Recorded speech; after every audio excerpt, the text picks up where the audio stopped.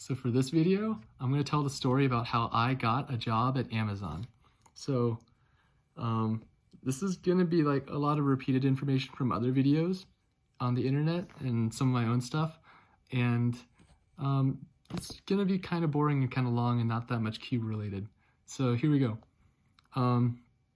So Amazon, first of all, they get a lot of applications and a referral really helps. So the person who gave me the referral was Jeremy. And I might have mentioned in earlier videos, it all started like back in February when I made that video about how I was unemployed. He actually saw that video and he reached out to me. He said, "Hey, I think you have the mindset to try it at this company. Do you want to try to work at Amazon?" And he gave me so many tips, guys. He coached me in how to write a resume like several times. He taught me how to he did mock interviews with me. He gave me advice on questions. And he's still coaching me to this day. Like, Amazon has this policy of recruit and hire and develop the best. And Jeremy really legitimately actually embodies pretty much all of the principles. And like, oh my God, I can't thank him enough. So he gave me a referral code and he said, study up. You're going to need to be prepared as much as possible. And for a month, I just did lead code. And honestly, at that point, I was really bad. I was really, really, really bad, and I actually wasn't prepared. And when I did my online assessment, Amazon will give you an online assessment. I won't tell any of the questions because of NDA reasons, and I don't want to lose a job that I just got. But this is public knowledge that you're going to get an online assessment from their website. So it's going to be 2 questions that are like technical questions, and you have a given amount of time to do it. And if you can code, you should be able to do this. It's simple algorithm stuff that you learn in school. I didn't like perfect one of my solutions. And because of that, I had to do a phone screen. If you get perfect scores on both of them, you get to skip the phone screen and go straight to the on-site interview. So my phone screen was pretty simple. That's the one where I talked about how I couldn't solve a linked list. It turns out after reading more that a lot of interviewers will ask the linked list question just to smoke you and see if you have the basic knowledge, and then they hit you with the real question. So when I did the real question, I got all the follow-ups, and interview questions usually have follow-up questions just to see just how good you are. So the first one's just to see if you're like baseline. And if you get the follow-ups, that means, oh, you're this much above baseline. And if you keep getting follow-ups, it just adds on to your score. And because I could get the follow-up, even if I didn't reverse the linked list like perfectly, I got the on-site interview. And I originally applied for Seattle, but the Seattle location was filled up, and then they moved me to Palo Alto, Silicon Valley in California. And that's where my on-site interview was. And it was digital, so virtual. So it was 4 rounds with 5 people. And Amazon has a structure to this too.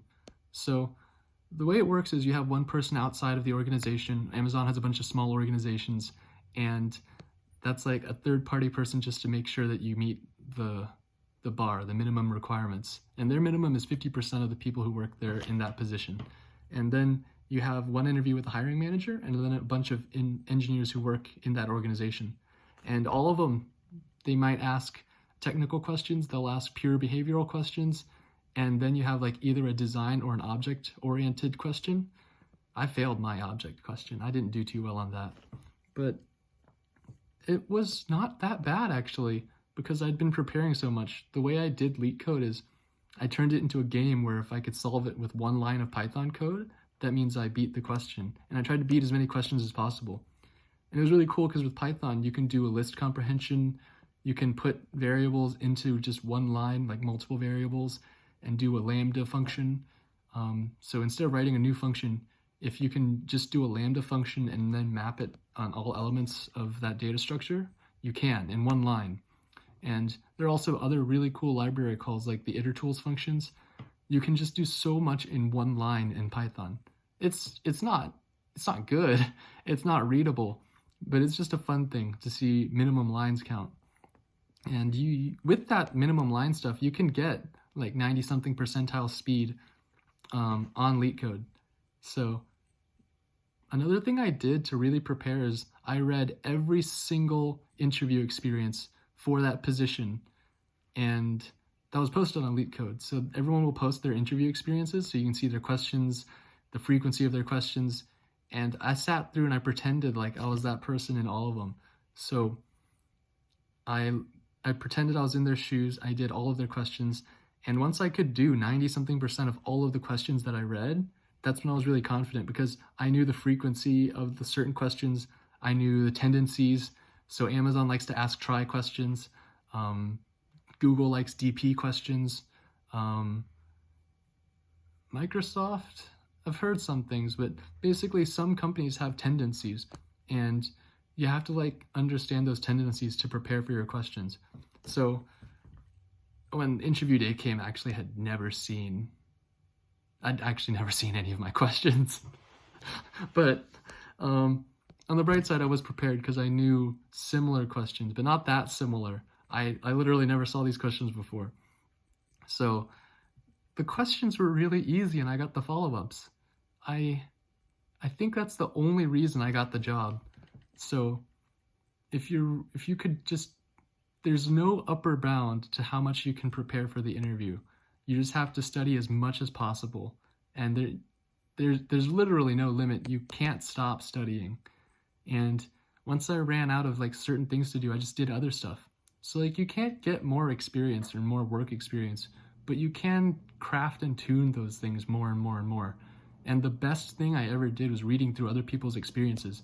And the coolest thing is like, I learned more from the rejections than the offers. And with the offers, there was a clear trend. People who got the job, obviously, they either had a lot of years of experience or they prepared really hard. And to them, the questions were easy. That's something that we already know. But from the rejections, there are so many permutations of personalities and character traits that can lead to rejections. And learning from the vast superset of rejections, I think was a much better approach, because then you can learn what didn't work, because what works is already known. And that's like the biggest advice I could give. And if I could end this video, it's one of the questions I asked my interviewers is, what's a funny thing that happened during your interviews? And one of the senior principal engineers, he mentioned that a lot of people will be really presumptuous during their interviews. Like they're already asking about vacation, they're already asking about perks, work from home, and they're already complaining about work-life balance, but they don't even have the job. And I was like, oh, that is funny.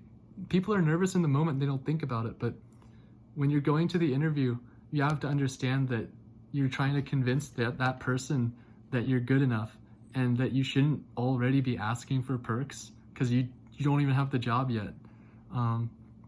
So he says he doesn't like questions where people are asking about work-life balance, because that's a question for later, not for that time. So that's my last piece of advice. So yeah, guys, I will be moving to California within the month, and I start work on the 1st of June. It's pretty insane. It's surreal. And maybe I should talk some more. I've been thinking about my life and how crazy it's been. So I finished high school early because I went to summer school, and I did summer school credits 2 years in a row, and I didn't get to play and hang out in summer with the other kids. And I went to college at 17. I dropped out, and I played video games for a really long time. I realized that was a bad decision. I went back to school. I got my degree, went to grad school as a PhD student, dropped out again. Then I went to Cubicle. Life sucked for a while, and then I made the magnetic cube, and then life was good, and then I went back to school again, and then life was hard, quit Cubicle, and now I'm in Amazon. I think that's such a crazy life story, full of just so much failure and dropping out, but also trying so many new things. It's been a great journey, guys, and I'm glad that some of y'all have been watching me go. So this is the next part of the journey. Wish me luck, guys, and I'll still be doing cubing. I'll see you California guys at competitions. So see y'all in the next video.